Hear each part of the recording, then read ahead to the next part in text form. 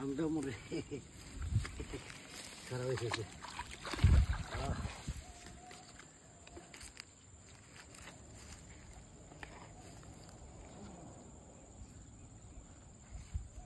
Video চলক চলতেছে।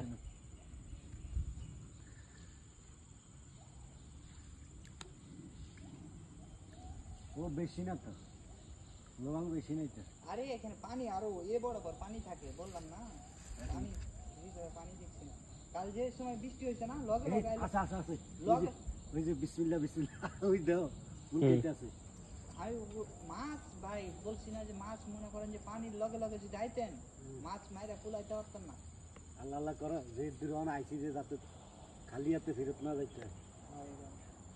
ওই যে আছে কিন্তু বাড়াই যাইবো, দেখছি একটা মাছ।